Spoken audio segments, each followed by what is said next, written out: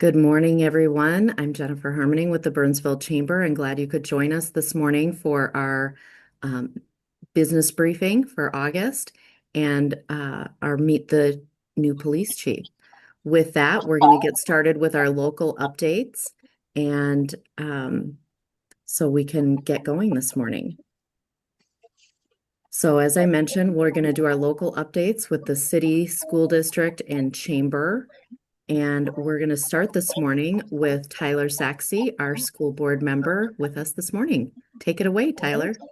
Thank you, Jennifer. Good morning, everyone. Actually joining you this morning from Crystal Lake. We have the annual golf outing that raises money for good causes that's actually organized by Community Education in 191. So a good morning for that.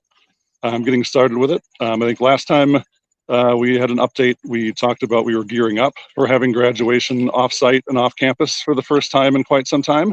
Happy to report that went very, very well. So we actually hosted it at the new Lee and Penny Anderson Arena on the St. Thomas campus. The staff there was excellent. I think they went through 6 or 7 graduations actually that weekend. And they had it down pat by the time we did it, so it went very smoothly. We'll plan on doing that again in the future next year and hopefully in future years after that as well. Given that was a great experience, worked out well for the families, and even the graduates themselves were more engaged than they were when they were spread out on the football field in previous years. So that was a success.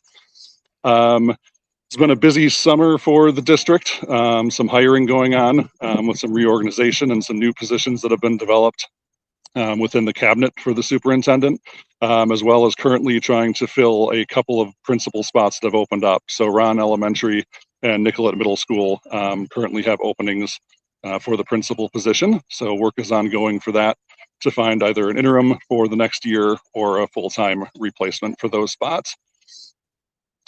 Other big news that we have going on, actually just last night, we had a really great meeting that involved both the board, but the whole cabinet, and then also the principals from all of the schools throughout the district.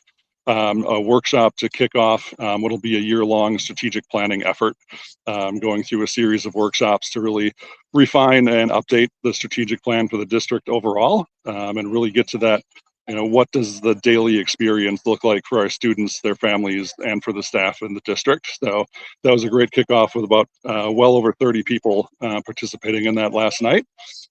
So that was an excellent start. Other things, just a couple events coming up. I believe it's the 20th when we actually have the joint events with the chamber on the state of the schools at 8 a.m. That'll be a great opportunity to hear from Dr. Daniels and her vision for the district that's moving forward nicely. And then August 25th, we'll be pretty much back to it. There's a kind of a kickoff with all the staff that several of us on the board will be attending along with Dr. Daniels to get things rolling on August 25th, and then it's back to school.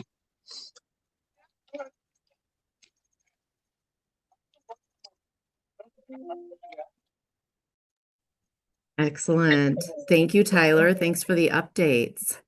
Absolutely. Any questions? Just, Tyler, can you point out the change in the start of the school year this year?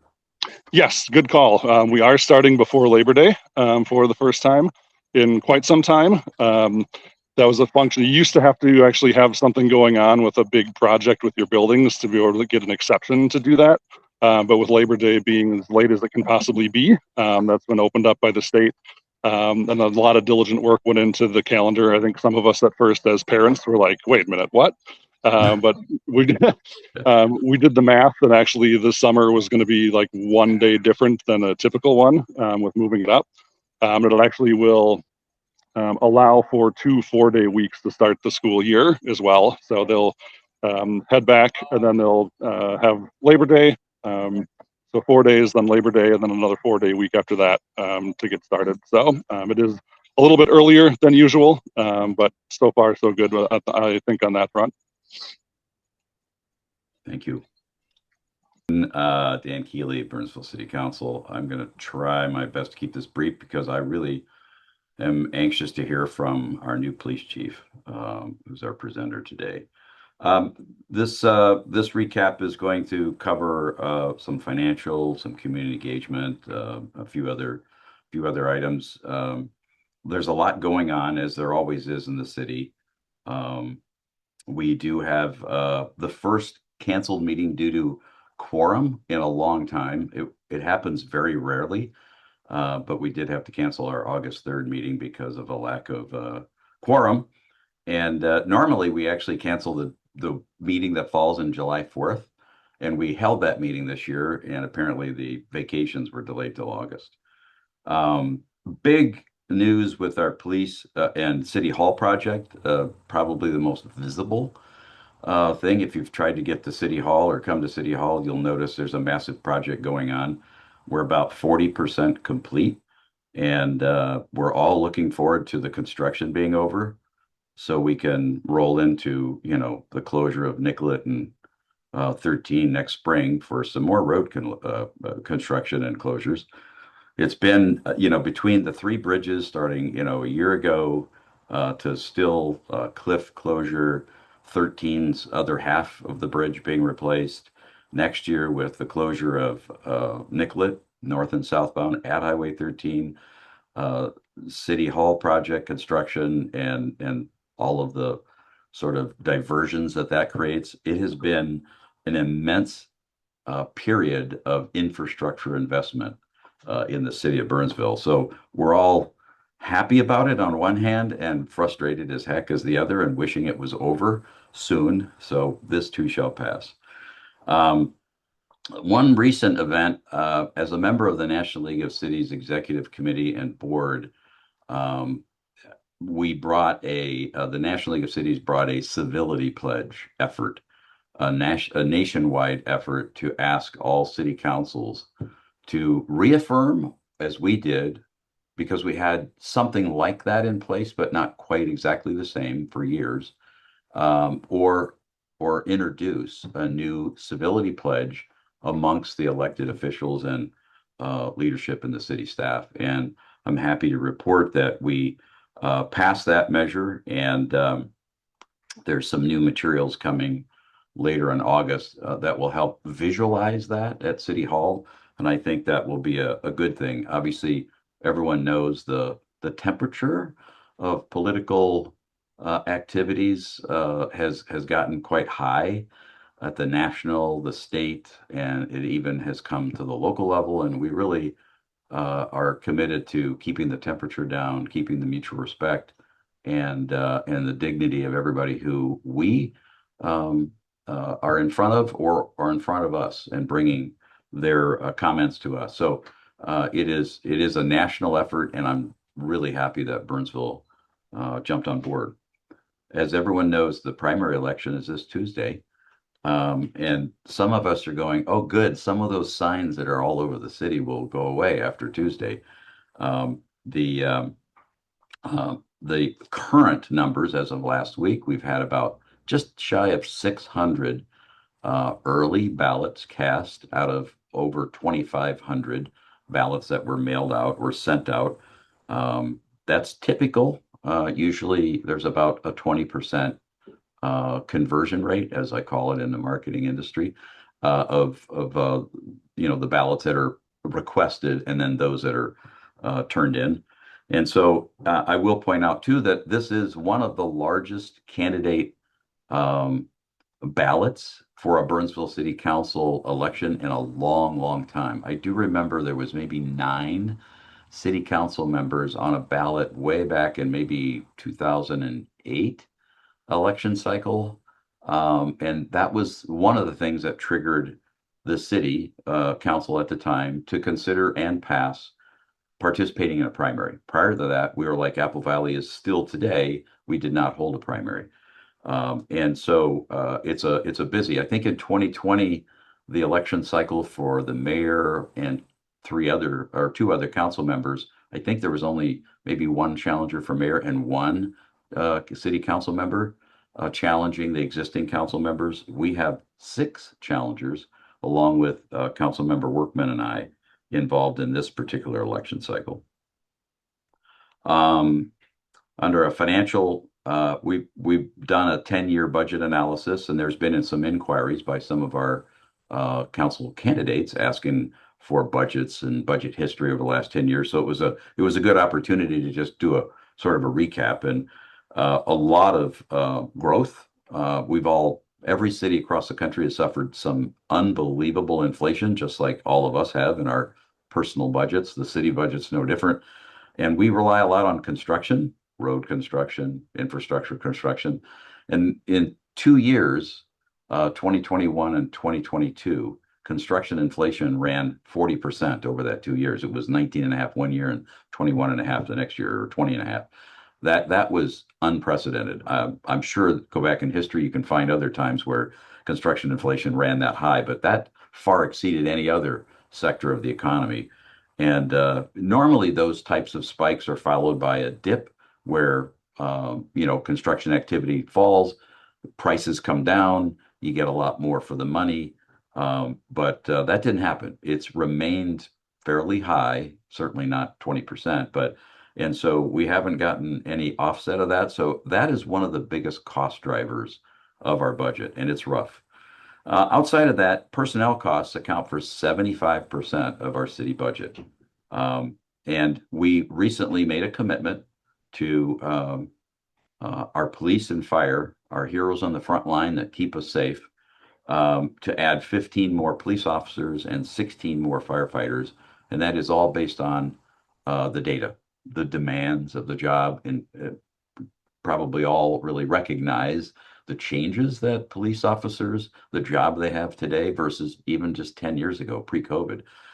It's dramatically changed. Significant number of mental health calls, circumstances that require a lot of specialty training. And for fire, it's also a data-driven number. The number of calls for paramedics and fire just continues to climb at a high single digit and sometimes a low double digit number. And so you can look at the bar graph of how many times we rely on mutual aid of other cities. And when that continues to climb, you know that there's a problem, because if we're not providing mutual aid at the same level to them, then it's clear that we are the ones that are not staffed quite properly. And so we've made a commitment some years ago, and we're well into that. On that note, we are fortunate to receive a few grants. We got a SAFER grant and a COPS grant that is helping offset a lot of the first 3 years of the salaries and costs of these new members of our public safety. So we appreciate those federal grants and the opportunity to help our levy get some relief on the front end. We're a partner in the Burnsville Center from the standpoint is we as the city set the stage to allow the private sector to invest. For us, we invest in infrastructure, the planning, really kind of setting the stage. And we also provide some tools. We have a TIF authorization for the Burnsville Center. And we're hoping that the Sears, which has had some activity recently by the owner, Swervo, who he's got a lot of different projects around the Twin Cities. The most notable, maybe of recent, is Mystic Lake Amphitheater, which was a project that he worked on. And now that the new exit off of 35 and the roundabout and the frontage road on the east side of the mall is complete, there's been a lot of surveying activity at the Sears site. So we're hopeful that in the near future, we will have his organization present something to the city council as a concept plan at a work session. So we'll get a look at what he's thinking of doing with that old Sears building. But I think we're all excited. I'm very excited for that building to go away and something new and attractive and meaningful to our community to take its place, to really start turning around the economic engine that was once the Burnsville Center. And we think it has an opportunity to be that again, but it takes investment on the private sector to do that. There is a public safety memorial for our 3 fallen heroes that is in the planning stage. This is separate from the Burnsville Foundation's statues, bronze statues, that will be also placed near City Hall as part of this City Hall and police renovation.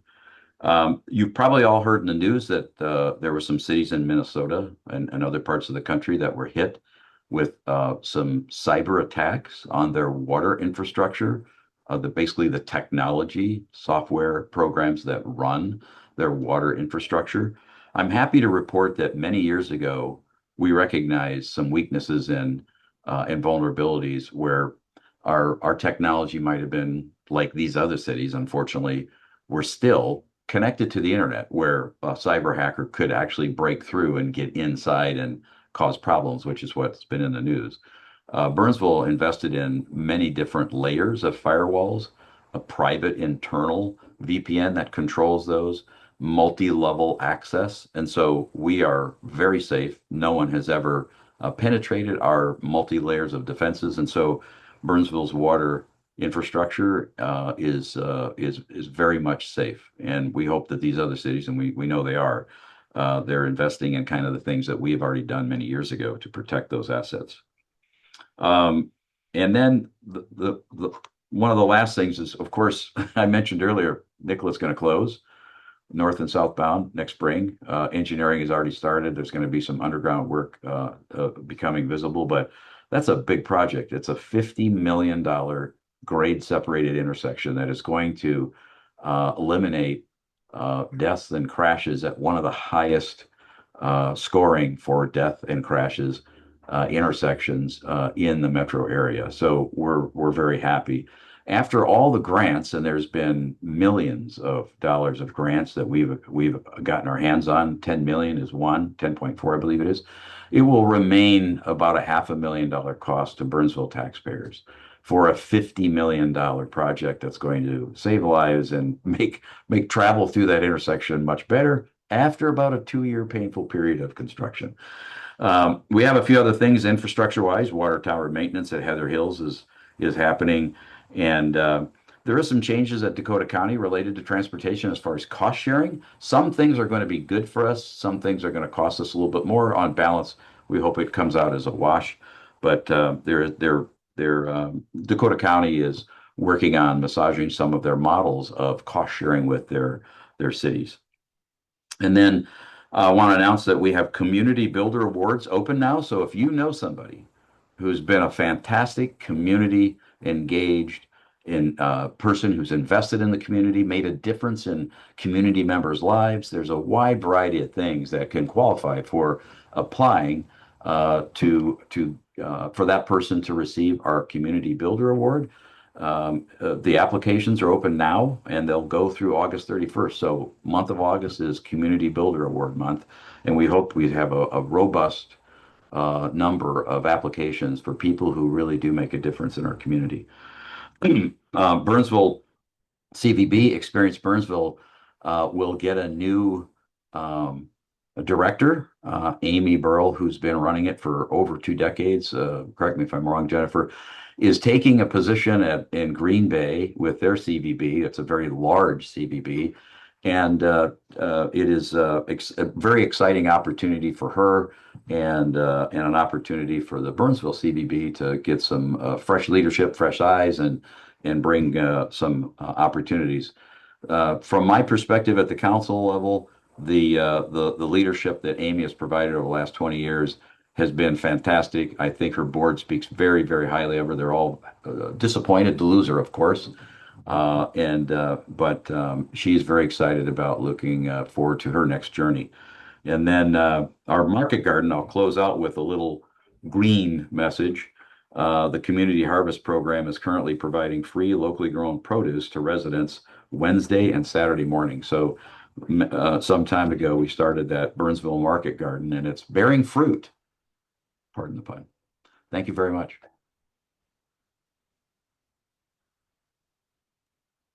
Thank you, Dan. Appreciate that.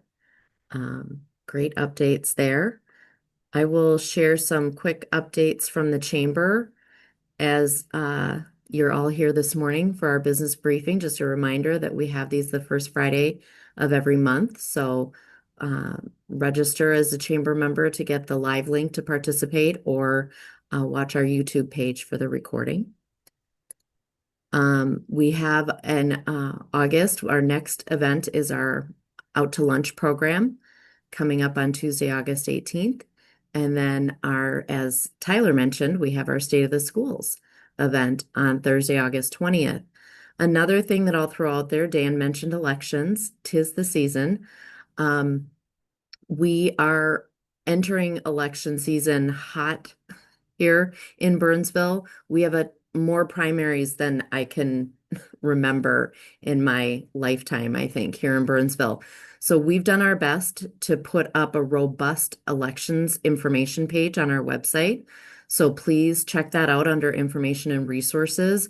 Right now, it's very focused on the primaries, which are next Tuesday, listing candidates, listing how to see what's on your ballot, where your polling place is. Early voting is open, so you can go to your early voting place now during office hours to vote, or obviously on Tuesday. You can go and weigh in. It is tricky because a primary ballot has a partisan and a nonpartisan side. So we keep trying to push this out there. On the partisan side, you can only vote on one of the party's sides. So you can either vote in all the Democratic or all the Republican sides. They'll be on the same front side of your ballot. But if you cross over, it's going to negate your votes. So you need to pay attention to that. And then on the nonpartisan side, for example, city council, on the back, it'll tell you to vote for two, and the top four vote getters will go on to the general election for that. So hopefully we've got all the information you need on there for Good the point, primary. Jennifer. You highlighted the city council race is the only thing I'm told on the backside of the ballot. And so if In people don't Burnsville. flip it over, they'll miss Yes. the opportunity to vote for the city council. Definitely check both sides of your ballot. And with that, we have lots of opportunities going into the general election to meet the candidates. So because we also manage the Savage Chamber, we will have on Thursday, August 20th in the morning, you can come to the State of the Schools program. And then that afternoon, you can come to our Savage Meet the Candidates event at Savage Tap. We will then in September have a whole host of meet the candidate virtual programs for every election touching Burnsville. And again, those will be recorded and posted on our YouTube page and shared out. And then our Burnsville Meet the Candidates event will be on Thursday, October 1st at Clive's here in Burnsville. So lots of opportunities to engage, lots going on in elections, and we want to make sure that you know who your candidates are, that you know how to vote, that you engage in this important election for Burnsville.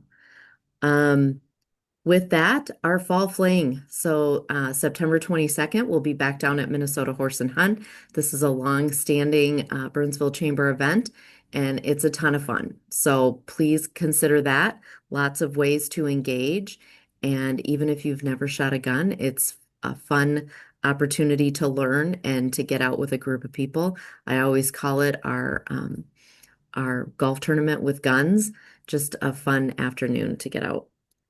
And it's never too early to put our holiday social on your calendar for Thursday, December 10th at Buck Hill. So make a note of that and plan to join us for that event. So those are all my chamber updates this morning. And with that, I am happy to turn it over to our new police chief. Drum roll, please. We're so happy to have Chief Smith join us this morning and share a little bit about himself and his plans for the department. Thanks, Matt. Okay, next slide, please. I didn't know that one was in there. We put that one in there. Sorry, that was That was a lot of me. Well, thanks for having me. I think it was early May when Jennifer asked me to do this, and August 7th seemed so far away, and now here we are. So this PowerPoint is actually one we've used for a lot of different things over the last several years. We use it for our new hires. We use it for our Citizens Academy. And it's just kind of a general overview of the department. And so I thought that would be good for here. I will say it was just refreshed for the first time. It had been added to and taken from several times over the years. And so we went through this, and it's on our new branding platform. And so you all are the first ones that get to see this. Let's go to the next slide, please. We'll start with just a little bit of the history of our patch and kind of how we got to where it is now. I think it's kind of cool to look at and see some of the old old logos. Pretty generic there. The first one on the left. Um, You'll see the second one, it talks about Burnsville public safety, and that really comes out in the third patch, which is was actually designed by one of our officers back in, I want to say, the late 70s. What's cool about that is you won't see a lot of patches like ours out there because he designed it himself. Whereas sometimes if you're in other cities, you'll notice that like there are a lot of iterations of, say, the New York Police Department patch. I've only seen one or two others that were based off of ours because it was designed by our own person. The other thing about that one, you'll see it says police and fire. This was unique to Burnsville. Back until, what was it? It must have been the late 90s. Councilmember Keeley, you might know better than I do. We used to have, it was public safety. And so you would work as a police officer for 2 weeks, and then you would work as a firefighter for 2 weeks, and vice versa. And then whenever it was that they decided to stop doing that, it might have been earlier than the late 90s, now that I think about it. When they decided to stop doing that, you got to choose. Were you going to be a police officer permanently or a firefighter permanently? And then they gave everybody a golden nickel that if you wanted to switch, if you decided you made a bad choice, you could switch one time. And so there were a handful of people left when I started here in 2002 that were still had those nickels and from when we were combined. You'll see the next patch. It's a little more subdued. It says Burnsville Police. Still has the public safety banner, but that was after we had split from the fire department. You move on, it got a refresh, took out the public safety, made it a little simpler. And then obviously the last one on the right there was with the flag change a couple of years ago. We can go on to the next one. This is just the history of the Burnsville Chiefs. I point out Chief, those names are not on the right spots. See, I knew this was going to happen because with all the redoing this. So David Cooper is correct. The one that says Mike Dumoulin is actually Chief Cooper. We'll talk about a little bit later in the slides. He did a lot of changes that were unique to Burnsville and are still, some of which are still here today. Chief Farrington is actually the one on the far right on the top row. He's the chief that hired me.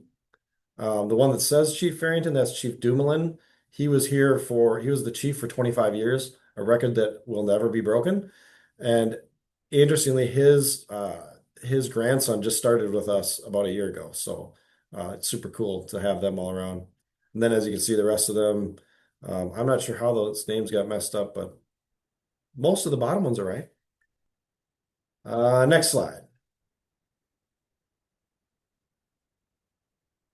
So we've kind of been a leader in policing. We started in 1964. We talk about community-oriented policing, which is really trying to work with the community and get to the root cause of whatever situation we're at, and solve that problem instead of just enforcing our way out of things. One of the things when our patrol officers bid a schedule, they work in the same area and for the same shift for a year at a time. And that really helps the officers get to know their neighborhood and get to know the people that live there. Just like you do in wherever you live, you know which car is normally parked where, and then you know if something seems out of place. It's the same idea for having patrol officers out there working the same area every day. We also have community service officers. So those are generally people that are currently in school to become police officers. And so you'll notice here in Burnsville, they wear the light blue shirts, and they kind of just help us out with whatever tasks they can do to help patrol. We require a 4-year degree, and that's where I was going to mention Chief Cooper. That was something that he came up with back in the late 70s, and we still to this day are one of the few agencies that require a 4-year degree to be a police officer here. And then we were the first in Minnesota and the third in the country to get body-worn cameras, which at the time was sort of a mind-blowing idea. And now, of course, everybody has cameras. It's the norm. I threw some pictures up there. The one is back the fire truck next to the police car, which that was from back in the day when you would have driven one for 2 weeks and then the other one for 2 weeks. So would have been interesting to do. And then there's now Sergeant Medlicott receiving his Officer of the Year award from the VFW, which is cool. All right, the next slide has a little bit of trivia on it. When did squad cars start being painted black and white, and why? It's gonna be hard to answer in this forum, so we'll just move on to the next one. Back in the late 1920s, police started using cars for patrol purposes, but vehicle manufacturers only had two colors, black or white. And so they painted police cars black and white to set them apart from the general public. Now you know. So another thing from Chief Cooper, back in 1968, they thought that the traditional uniform was a bit harsh, and so they went to dark blue blazers and French blue pants. And you can see those gentlemen on the right. Not sure if they came to your door, if you think they were selling you something, or if they were your police officer coming to help you.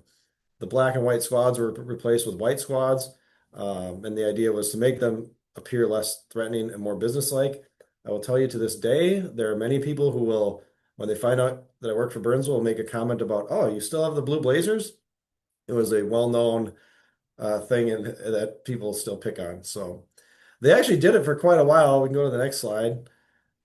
It wasn't until 1977 that, due to officer recognition issues, the blue blazer was abandoned. And this picture is kind of hilarious to me. I look at these guys' faces like they're trying to figure out. You lined us up next to each other just to show the old and the new uniforms. So we went in. So in 77, went back to the more traditional uniform, and it was that year when women were first hired as public safety officers here in Burnsville.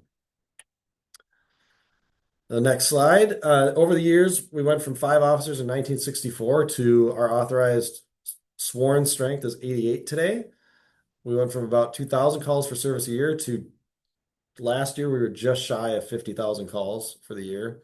We have numerous specialty assignments and capabilities, which is coming up on one of these slides coming down the road here. And then we've done and are doing facility renovations, and we have our strategic priorities, which we also have on a slide coming up. And you've probably noticed we've been going through the eras of these pictures of police cars through the years, and this next one gets my vote for worst design ever.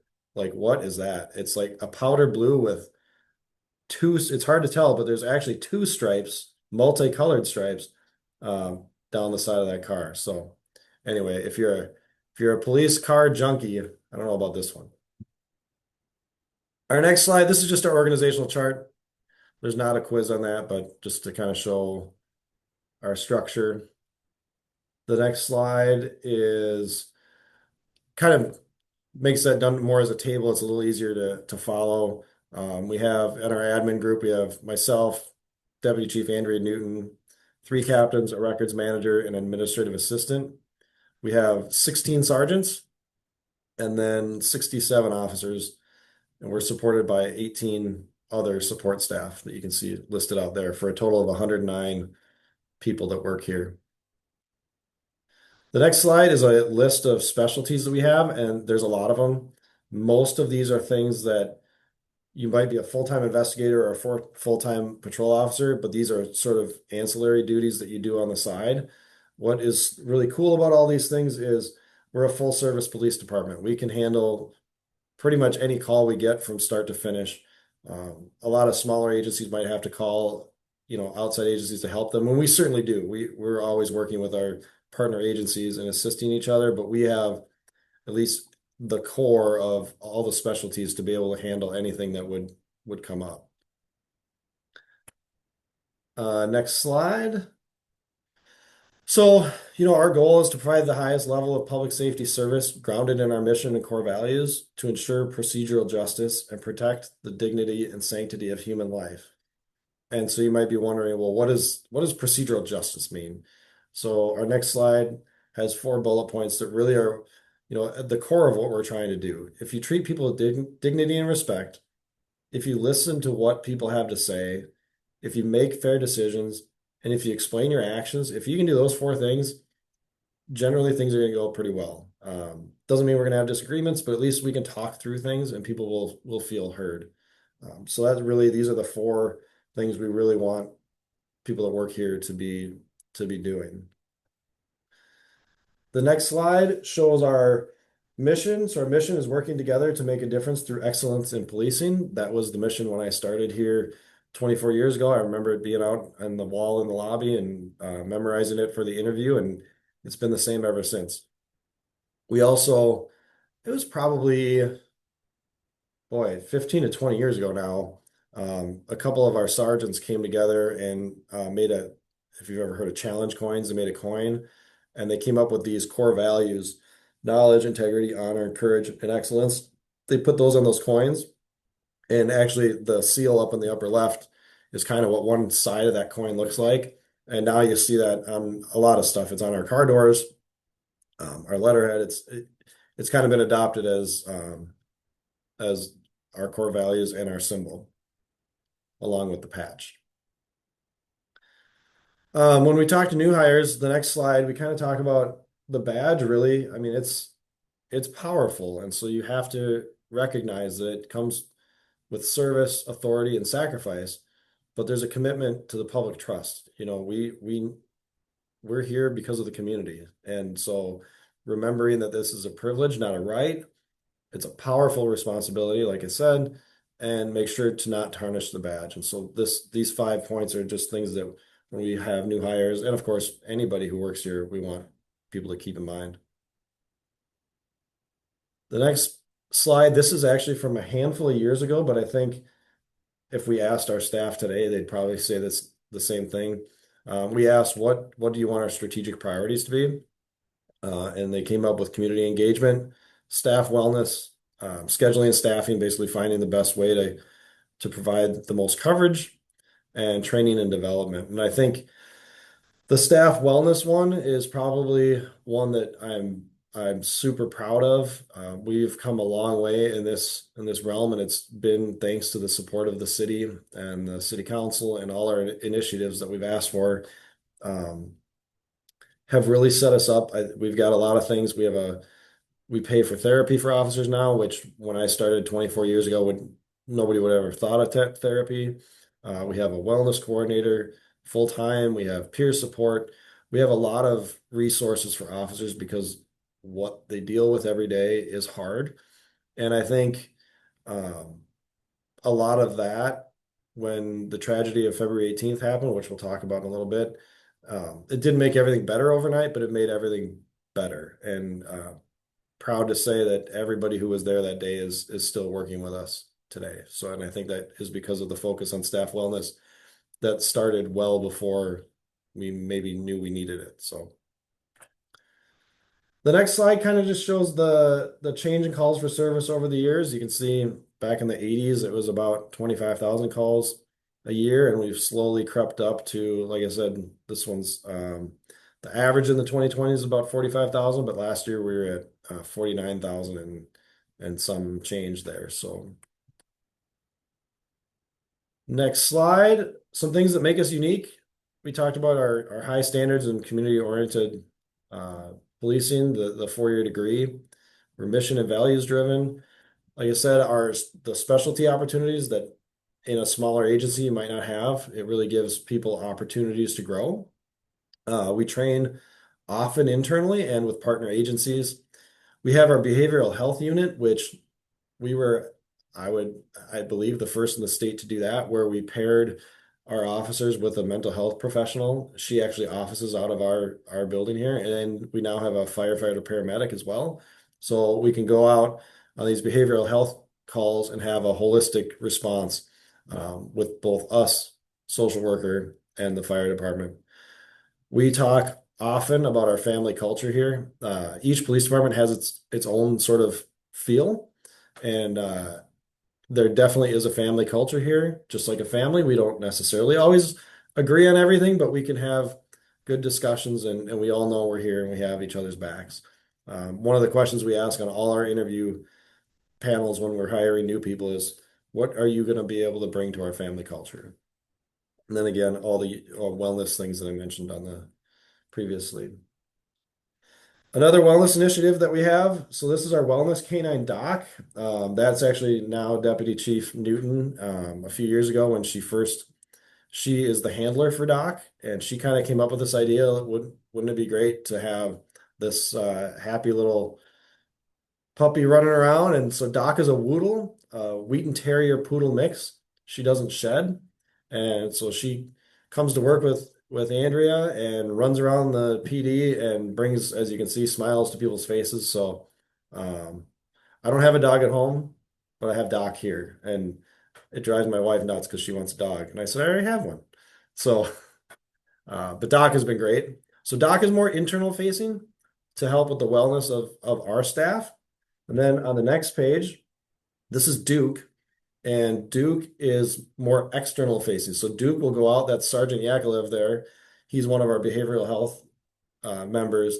So Duke is actually trained to sense, and Sergeant Yakovlev could describe this much better than I can, but to sense cortisol, which apparently when you're in stress, the body gives off. And so Duke will go up and try to calm people during situations if they're having a mental health issue.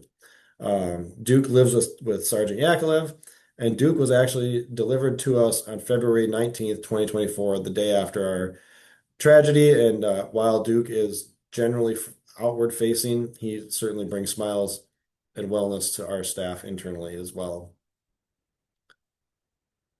The next page, I think, I don't know what people know about how many officers we have on the street at a time, but this shows what our minimums are, and I think sometimes people are surprised to see they're not as high as one might think. In the middle of the night, our minimums are 4 officers and a sergeant. So we do partner with our neighboring agencies quite a bit, which we're really fortunate that we're in a metro area where there's other agencies around that can come help us. I feel for people who work in the outstate area and they maybe have a couple officers on and there's not really anybody else around that can come to assist. The next page is just some of our challenges, and there's a little typo there. Across the country, recruitment and retention has been a thing. It's just we're getting less and less applicants than we did. Back when I was applying, there were couple hundred, 200-300 people applying for a spot. Now we're getting 10. The good news is we're getting good quality people out of those 10. And I also will point out that here in Burnsville, right now, we're down 2 people, but really that's one of them is from Chief Schwartz retiring. And the other one is we added an officer to the Burnsville Bureau of Criminal Apprehension's Violent Crime Reduction Unit. And we were authorized to add a sworn person to make that happen. And so both of those are very recent openings, and it takes a good, 6, 7, 8 months to fill an opening. So really, we're not as far behind as many agencies are. That's kind of a normal way this works. So, the facilities space, we're getting this remodel, which is going to be fantastic. So that'll take care of some of where we're running out of room. Calls for service are just more complex. And some of it's as simple as when I started, there weren't cameras everywhere. Now, every call we go on, there's a ring camera and there's security cameras. There's just more and more data and stuff. There is also, it's just become more dangerous calls, it seems. There's more weapons calls, more mental health and crisis calls. We talked about the wellness, and so taking care of our first responders and dealing with the mental trauma of what they see. Community expectations, which kind of goes with training demands and licensing mandates. We've had a number of mandates added on, and they're all good things for us to be learning about. It also just adds time and time off the schedule of needing to make sure that everybody is up to date on their mandates. We've got great employee benefits. We have the city's really taking care of people and want to make sure that they're taking care of themselves so they can better serve the community. And that includes parental, wellness, and bereavement leave. And then challenges again, it's just staffing and minimums. We have to keep those minimums there. And so sometimes if somebody calls in sick, we have to call somebody in on a day off. And some people want the overtime, but sometimes I remember back when I was on patrol, sometimes it was like I was really planning on doing, this event, and now it's Saturday night and you're not able to do what you had planned. So that's all part of the wellness stuff too. We're going to shift gears a little bit here. I think it's hard to talk about our history without talking about February 18th, 2024. Obviously the worst day in our history. I think everybody's probably aware, but if not, officers responded to a domestic incident. The suspect barricaded himself in the home with 7 children, and ultimately, Officer Paul Elmstrand, Officer Matt Ruge, and firefighter paramedic Adam Finseth were killed in the line of duty. In the next slide, we affectionately refer to them as the guys. We often, if we're talking about them together, we just say, well, the guys, the guys were watching over us. Then we'll talk, I just want to talk a little bit about each of them. Paul joined us as a community service officer in 2017. Actually, he always had a, a thing about wanting to honor officers who were fallen. And I remember him going to Officer Bill Matthews' funeral out in Wayzata when Paul was brand new. He was still a CSO when he joined us out there because he really thought that was important to honor the fallen. He had actually I don't even know that he knew it yet, but he had applied to join the statewide honor guard and they had chosen him to join. I don't think they had even got a chance to tell him that. Had a lifelong commitment to protect and serve. He had a gift for making others feel seen, heard, and appreciated. And he had this laugh that you could hear all the way down the hallway. And it was great. It was wonderful. And he was a devoted husband and father to 2 kids. Matt Ruge, he joined us in 2020. So he was one of we had a bunch of people that started right during COVID, which you talk about was a strange way to start a police career. Meticulous officer. He had recently become a negotiator. He's an outdoorsman. He enjoyed hockey, golf. He was close with his family and friends, and his dog Ranger were at the center of his life. And he had this smile. He'd just look at you, and the corner of his mouth would go up, and he'd be like, Matt, what did you do? It would just look suspicious. And he'd kind of just nod at you and walk away. And you're like, I don't know. I don't know what he's up to. And then we had Adam from the fire department. He served 2 tours in Iraq. He was actually assigned as a medic in our SWAT team. And so on that morning, we had called out our SWAT team, and that's actually what brought Adam to the scene as a SWAT medic. Upbeat personality, genuine care for others, and he too was married and had 2 kids. We ended up doing a joint memorial service. This is the kind of thing that when you get in this career, the worst can happen, but you never imagine. It's the classic, it'll never happen here. Certainly not like this.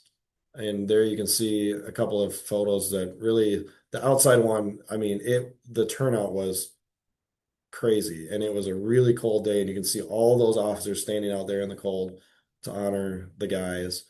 And there's that quote from Sergeant Medlicott, who was also wounded in the incident. We were there for 7 children. Nothing could be more honorable. So 2024 was really a year of grief and shock. How do we honor the sacrifice of the guys, and how do we take care of their families, and how do we take care of our people? 2025 was sort of a year of healing and honoring. So both the firefighters and police officers have national memorials. And so May 2nd and 3rd is the National Fallen Firefighters Memorial, which I was honored to be able to join the firefighters going out there to honor Adam. So the next slide, we have a couple pictures from their memorial out in Emmitsburg, Maryland. You can see the dark, ominous sky there, and I can tell you that the entire 3 days we were there, it absolutely poured rain. But we were able to honor Adam, and it was cool to be there. Our next slide is from the National Law Enforcement Officers Memorial. May 15th of each year is Peace Officer Memorial Day. And there's a wall that has way too many names on it, inscribed on it, but you can kind of see it in that upper left picture, kind of shows you the broad view of it. And then they actually had to add to the wall. And so Paul and Matt, you can see there, their names are inscribed on what is now the new top portion. And really sad that we have to add to this memorial. And you can see during Police Week, people go and put pictures and wreaths and flowers, and it's heartbreaking. Families are there. You see kids, and but it also is healing in the sense that you're able to talk to others and share stories and remember these guys. So super powerful. Just a couple other pictures. So when you arrive for Peace Officer Memorial Week, they have honor guards from across the country come to meet you at the plane when you're getting off. And so this was I had gotten there early. This was when the Burnsville plane, one we actually had people on two planes because we had so many people. When we landed, that was all of those officers from across the country, and you can even see on the right side some bobbies from London, and they all stood there at attention, and that's Reagan National Airport, and you could hear a pin drop. And that terminal's full of people who are just standing there watching. And then as our people came off the plane, which they didn't know that this happens, I mean, just a lot of tears, but super powerful and honoring. And then you get on a bus, and this is the families were with us too, of the guys, and they escort you. You can't even see the bus in that picture because there's so many motors that are escorting them to the hotel. And then there we are at the U.S. Capitol. That's our department. That's everybody that went out there, and super proud that we were able to bring that many people. And so thank you to everybody who was a part of making that happen. One of our officers came up with this pin design, which we wear in our uniforms now, so that we can always remember Paul, Matt, and Adam. This next slide, I absolutely love this. You guys might have seen Officer Ulrich out at a community event. His shtick now is he will get his face painted at every event. And actually at night tonight the other day, there was an incident that came out that he was the closest one to, so he had to go respond to it. And he showed up with cat whiskers and whatever to take a police call. So, but really moving to the future, we want to keep our relationship between the police and the community positive and strong. Recruitment strategies and career development to build a deep bench. The capacity to effectively manage workloads and support well-being. We need to support our people so they can support the community. And we're always evaluating our performance. What can we do better? What can we be more efficient at? And invest in our staffing and community to ensure our city is safe into the future. I know one thing, technology has continued to evolve. I mean, it's not just this field, but all of your fields too, just exponentially. And so how do we keep up with the ever-changing technology and of course the cost that goes with that? And even though I'm only a couple months into this job, already thinking about who's the next generation of people behind us that can step into roles for the future, because we want to keep this thing going that we have. So that is all of the presentation, but I certainly will take any questions. Thank you, Chief Smith. Thank you for our local presentations. And those that are watching the recording, have a great day.